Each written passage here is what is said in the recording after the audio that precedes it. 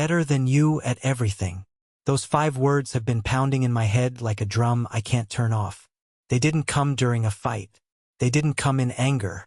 They came with a casual smirk, over dinner, while she scrolled through her phone and laughed at something that wasn't me. I don't even know why it hit me so hard. Maybe because she didn't even realize how deep that knife went in. Or maybe because she's right. I watched her laugh, the glow of her phone lighting up her face. "Neil is better than you at everything," she said, like it was just a funny thought that crossed her mind. Well, except for making bad jokes like this one. She didn't even look up to see me freeze. I just sat there, holding my fork, my mouth dry. She didn't even notice. Later that night, she fell asleep instantly. Me? I lay there staring at the ceiling, thinking about who Neil is when I'm not around. The way her phone buzzes late at night, the way she tilts it slightly away when she reads the messages. She says it's just work. But why does she smile like that at work messages? Why do her shoulders relax like someone just whispered exactly what she wanted to hear? I've started catching the smallest things. The way she wears a perfume I don't recognize when she says she's just grabbing coffee with coworkers. The way she laughs a little too much when she mentions his name, as if there's an inside joke I'll never be a part of. And here I am, sitting in my car outside our house, typing this on my phone because I can't face walking inside yet. I feel like a fool. I'm not angry. I'm something worse. I'm scared. Scared that the person I thought I knew has been slowly building a life outside of us, one little joke at a time. I can't shake the feeling that I'm about to find something I don't want to know. I told myself I wasn't going to do it. I swore I wouldn't be that guy, the one who follows his wife around like some desperate, insecure mess. But last night I did exactly that, and I hated every second of it. She said she was meeting coworkers for drinks after work. Usually, I just nod and trust her, but something inside me snapped. I waited 10 minutes after she left, grabbed my keys, and followed the route I knew she'd take to the bar she mentioned. My hands were shaking so hard I almost dropped my phone at every red light. I told myself I'd just drive by, just confirm she was where she said she'd be, and then go home. When I got there, my stomach dropped. The bar was lively, loud, people spilling out onto the sidewalk, but I didn't see her. I parked across the street, pretending to scroll on my phone, and waited. And then I saw her. She wasn't with a group of coworkers. She wasn't even inside the bar. She was across the street, standing with one guy, a tall guy, sharp suit, smiling in that effortless way I've never been able to pull off. They weren't touching, not really, but the way she looked at him, like he was the only person in the world, made me want to throw up. I couldn't hear what they were saying, but I saw the way her hand brushed his arm when she laughed, and it felt like a hammer to the chest. I wanted to confront them. I wanted to storm across the street and ask who the hell he was. But I didn't. I sat there, gripping the steering wheel so hard my knuckles turned white, watching until she finally went inside the bar with him. I didn't stay long after that. Couldn't. When she came home later, I was sitting on the couch pretending to watch some dumb reality show. She kissed me on the cheek, smelling like that perfume again, and told me about her girls' night. I nodded, smiled, and said nothing, but my chest burned with every word she spoke. I don't know what's worse, that she's lying, or that I'm too scared to call her out because I'm afraid of the answer. I barely slept.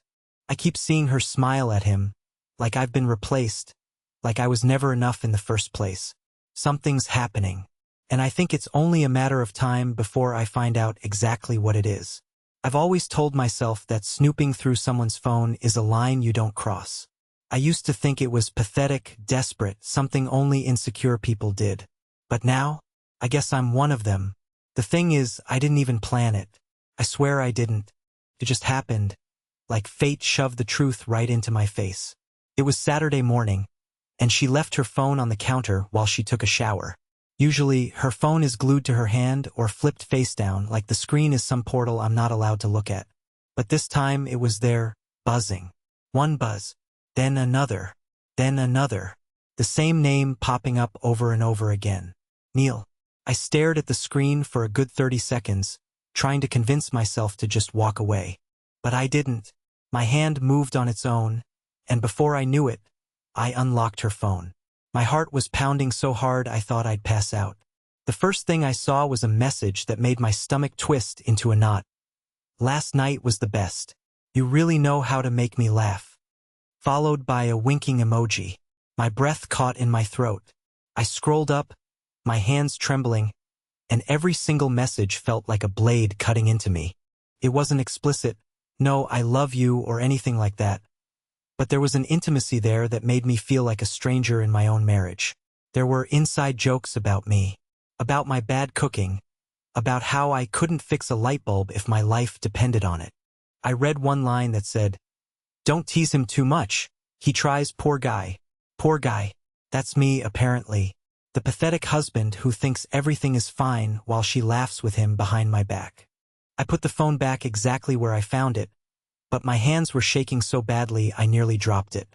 When she came out of the shower, she smiled at me, kissed my cheek like nothing was wrong, and asked if I wanted pancakes.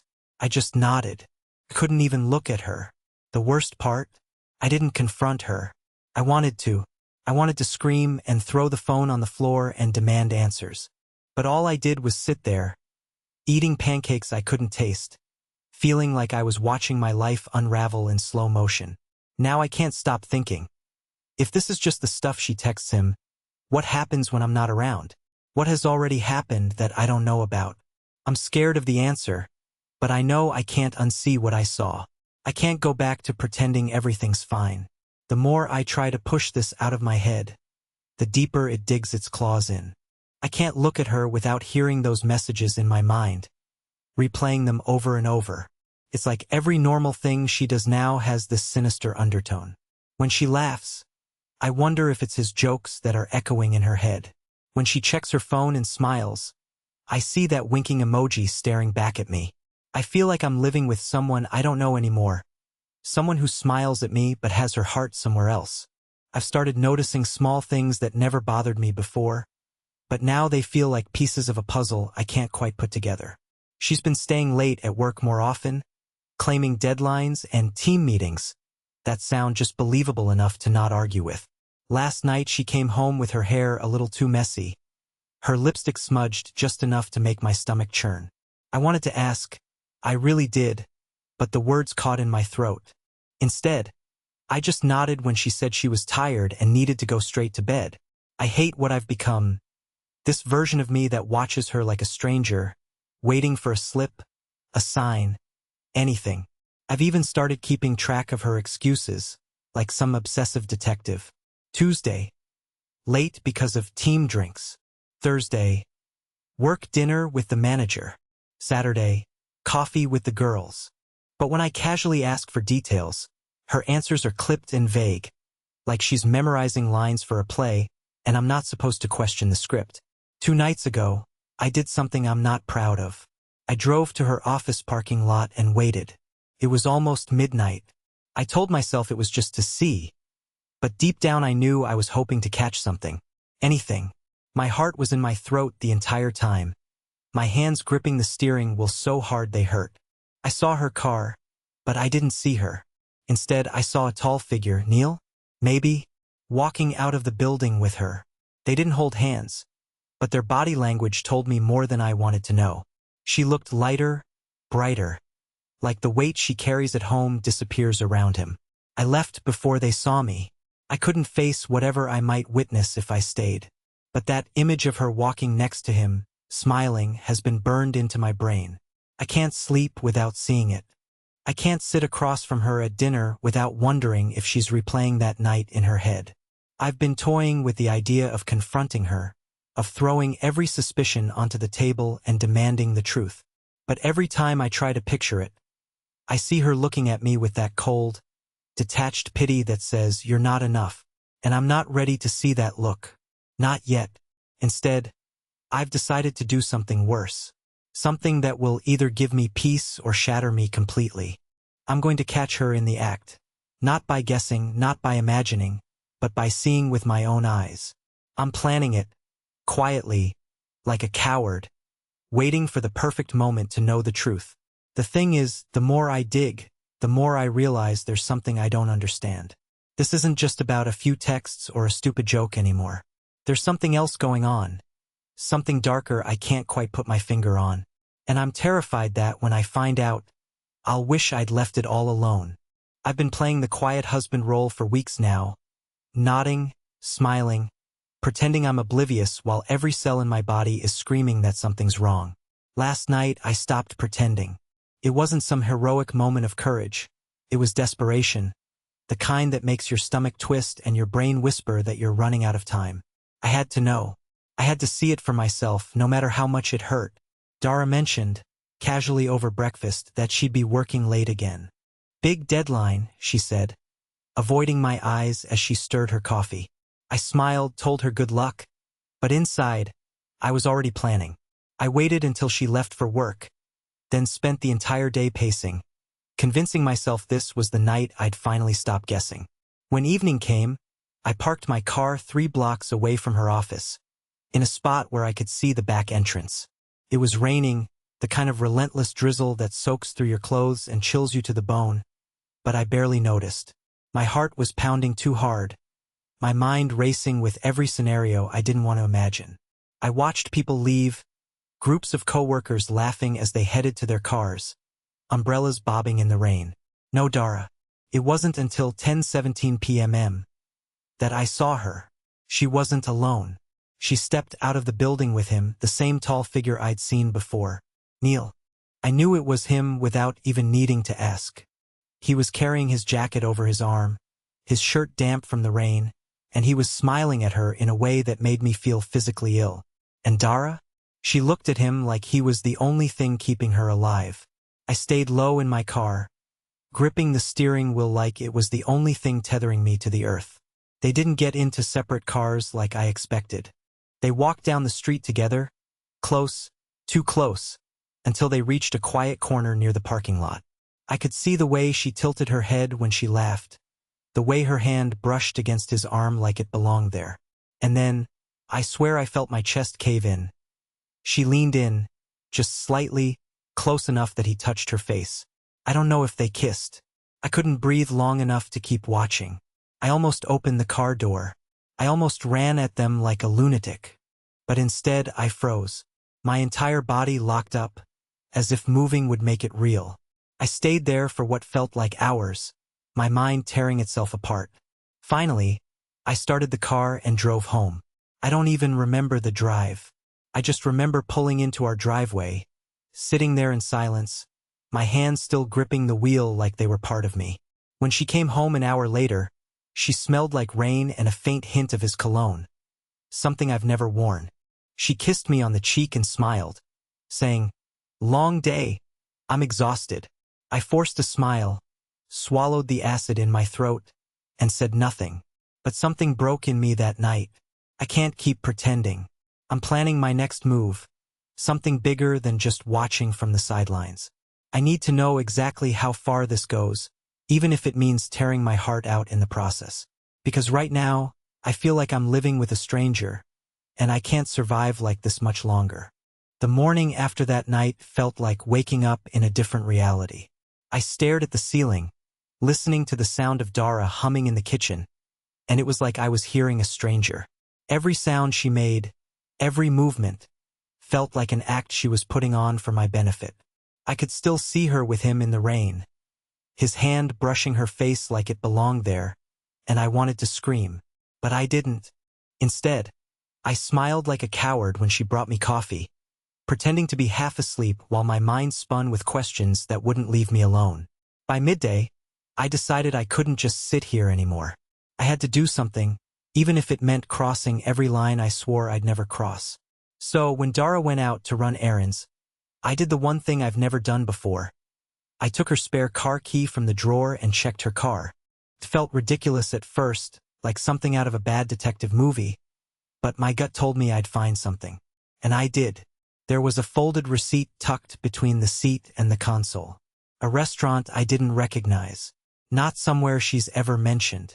The date and time printed at the bottom made my chest tighten. It was the same night she told me she was at a team meeting. I stared at that receipt for so long my hands started sweating. My first instinct was to tell myself it meant nothing. But then I saw the 2 meals on the bill, 2 expensive entrees, 2 glasses of wine.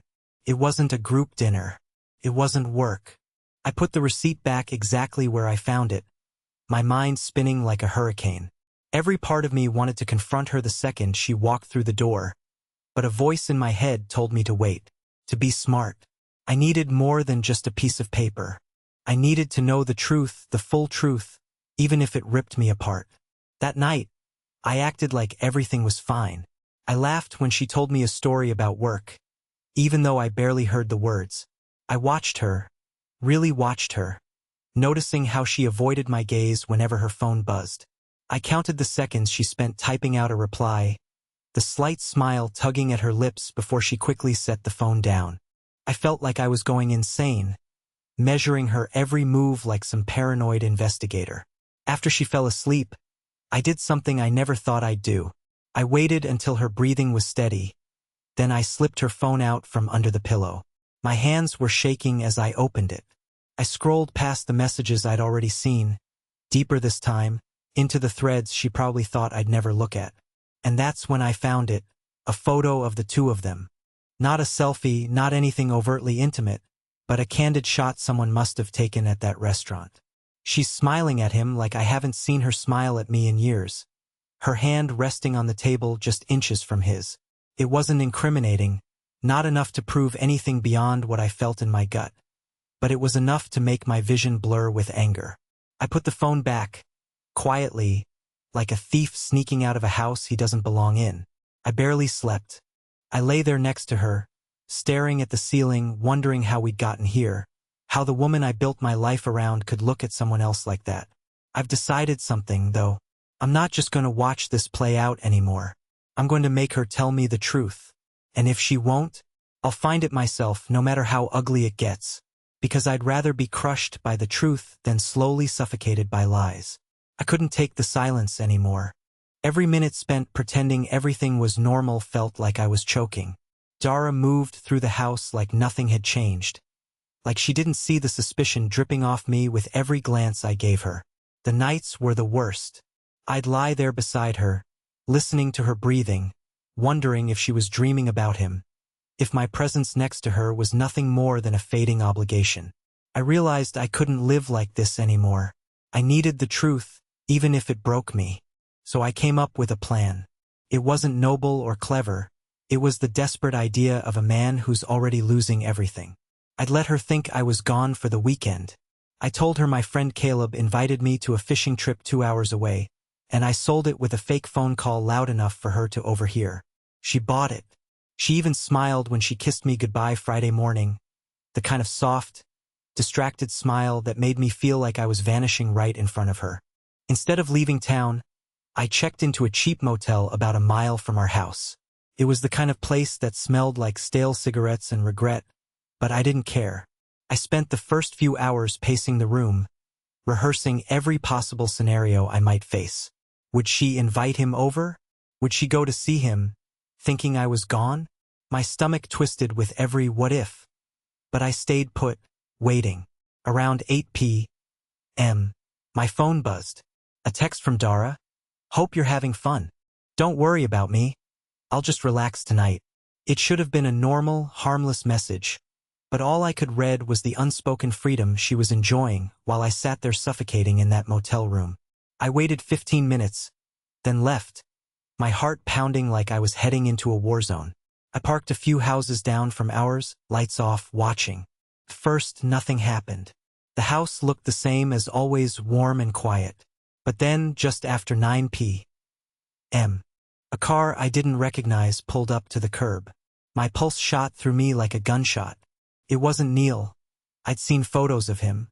But it was someone I didn't know. A man. He knocked, and she opened the door almost instantly, like she'd been waiting. I sat frozen, gripping the steering wheel so hard my hands hurt. She let him in. She didn't even glance outside. For the next hour, I just sat there, every second feeling like it was scraping a piece of my soul away. I wanted to storm in, to rip the door open and scream, but I couldn't. I had to know what I was walking into. I had to see. Finally, I couldn't take it anymore. I left my car and crept toward the house. My hands were shaking, my breath shallow. I didn't hear anything at first, just muffled voices from the living room. But when I reached the side window and looked in, I froze. They weren't touching. They weren't kissing. But the way they sat, close, leaning in, smiling, was intimate enough to make my chest feel like it was caving in. I strained to hear what they were saying, and that's when I caught something that made my blood run cold. He wasn't just talking about work projects or casual things. He was talking about me, about my habits, about how I wouldn't notice anything if I tried. And Dara laughed. She laughed. I don't even remember walking back to the car. I don't remember starting it or driving away. All I know is that I ended up back at that motel, sitting on the edge of the bed with my hands in my hair, wondering how much of my life has been a lie. But something about that man bothered me. He wasn't Neil. He wasn't anyone she'd mentioned before. Which means whatever is happening goes deeper than I thought. And I have to find out who he is before I lose my mind completely. I woke up the next morning with barely any sleep, my mind still spinning from the sight of that stranger in my house. I couldn't take another day of guessing, of silently tearing myself apart over what-ifs. I drove home, heart pounding the entire way, ready to end this nightmare even if it meant hearing the worst. When I walked through the door, Dara was sitting on the couch, looking surprised but not guilty. "Lowell? I thought you were away with Caleb," she said, setting her coffee down. My stomach twisted, but I forced myself to stay calm. "I came back early," I said. "Who was here last night?" My voice cracked, but I held her gaze. Her expression changed, not to fear or anger, but to something almost confused. "You mean Paul?" she asked slowly. "Paul? Who's Paul?" My chest tightened, bracing for the blow. She sighed, stood up, and walked toward me, her eyes soft but serious. "Paul is my cousin. He's moving to the city for work. He wanted advice on finding a place to stay. I didn't mention it because I know you've been stressed and—" "Your cousin," I interrupted, stunned. "Yes, my cousin. Do you think I'd just invite someone else over like that?" Her tone wasn't defensive, just tired. "Lowell, what's going on with you?" I stood there, silent, feeling like an idiot as the pieces slowly clicked into place. My paranoia, my late-night spying, the assumptions I'd built in my head, all of it crashed down like a house of cards. I saw your texts with Neil," I finally admitted, my voice barely above a whisper. She tilted her head and let out a small laugh, not cruel but almost incredulous. "Neil? He's married, Lowell. We joke about you because you're part of our conversations, like when I told him how you burned the toast last week. It wasn't meant to hurt you. He's just a friend." I felt the weight in my chest loosen, replaced by a flood of guilt. I thought I was losing you." She walked up to me, placing her hands on my shoulders, and for the first time in weeks, I felt her warmth.